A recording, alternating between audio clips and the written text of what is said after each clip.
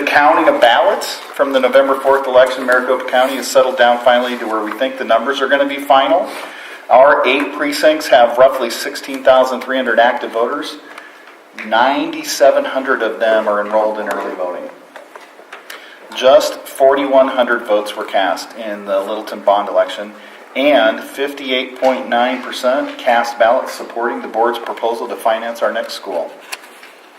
Yay. We have had tremendous support from the voters of our district, and we want to thank all of them for their continued endorsement of our efforts to provide the best possible education for students in our community. We'll hear more about the next steps for moving forward with our capital projects from Ms. Kinder a little later in this evening. There were 68 school questions posed to voters in this election cycle, and just over half of those were maintenance and override questions, which we'll have probably one in the next election, and only 2/3 of those were successful. School district voters also entertained 6 capital override and 16 Class B bond questions. Just half of the capital overrides passed, and about 88% of the Class B bond questions, of which we were one, passed.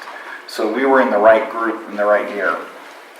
There's been a great deal of discussion in the education community about the implications of the November election outcomes. There'll be a new governor, new superintendent of public instruction, who have their own ideas about education.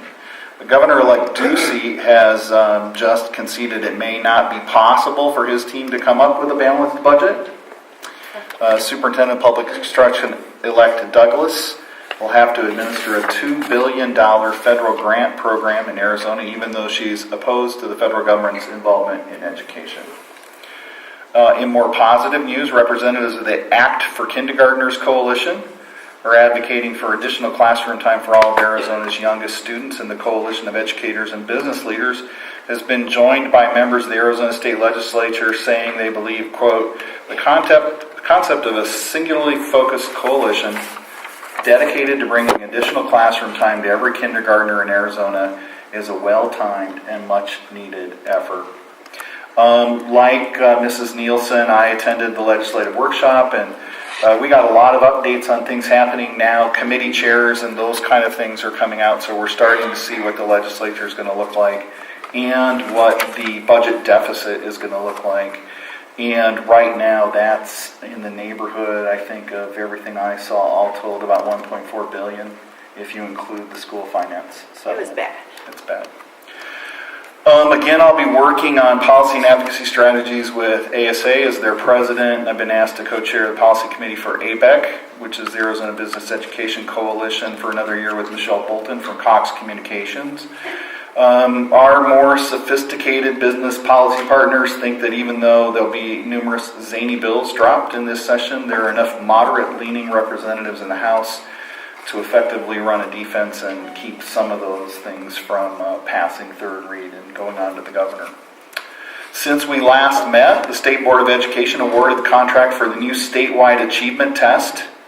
So the AIMS is gone, and the Arizona Measurement of Educational Readiness to Inform Teaching, or AZ Merit, by AIR, the American Institutes for Research, a nonprofit organization that dedicates with decades of experience in K-12 education assessment.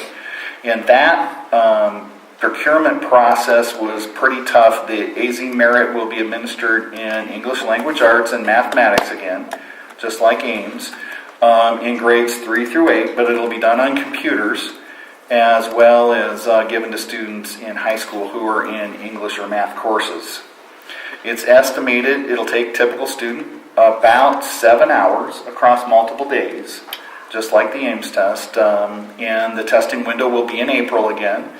The states choosing the AIR assessment had that field tested by over 4 million students in 21 states last year.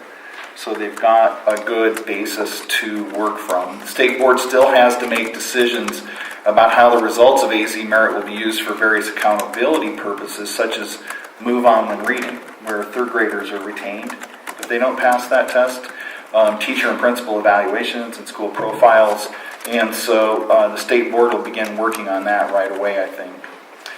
During our first quarter, Ms. Garrison and her team helped place laptops in 41 classrooms. Those teachers and some special area teachers participated in introductory training. Fourth grade teachers are getting instructional support in a variety of ways, including walkthroughs in which she observes best practice and shares those with teachers and leadership teams at sites.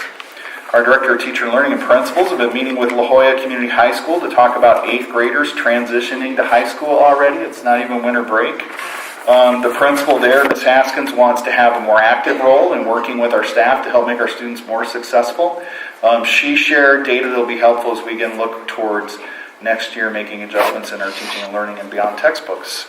So that's a great collaboration effort that's growing as the year goes on. This year, students in grades 5 through 8 are taking the Gallup Student Poll. Gallup Poll measures student hope for the future, engagement with school, and well-being. Those factors have been shown to help drive students' grades, achievement scores, retention, future employment. And so we're looking forward to see how our students responded. And that'll be sometime at the end of this year, early next year, so we can start incorporating that into our planning. The three major areas, hope, the students, for instance, would respond to teachers at the school care about me and want me to do well. Engagement, it would be they look forward to coming to school each day, and well-being might be overall, I feel successful. So those are some of the same things that we track in monitoring our success here as a district. Winter sports season is fast underway. Flag football season's been super competitive from top to bottom. The Tres Rios Pumas, who happen to be here tonight, still remain undefeated at 4-0. Well, it's early in the season.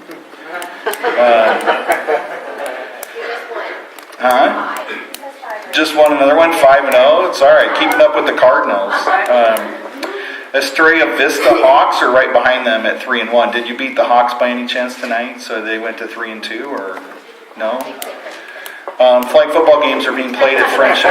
What are they saying? He's waving his finger. No, Hawks went to 4-1? All right. Yeah, they play Country Place tonight. Okay. All right, well, the winners are here. The games are being played at Friendship Park if you want to drop in on one. Now, the volleyball season's getting to the point where the top teams are really starting to rise to the top. Littleton Firebirds are undefeated. Estrella Vista Hawks and Quinton Sharks are close behind with equal records of 5-1. And so I don't know if my information's outdated in volleyball too, or we... I've been still okay. The volleyball games are played at Estrella Vista Gym, and both seasons will end December 19th, right before winter break, so get out there and support our athletes. In closing, I want to express a special thanks to Mr. Keith Garrison for donation of 2 7-inch HD Kindle Fires for Student Perfect Attendance Awards, to Brian Hopkinson for donation of school supplies for Collier students, and I don't see anybody from the foundation here, so that'll be all I have this evening.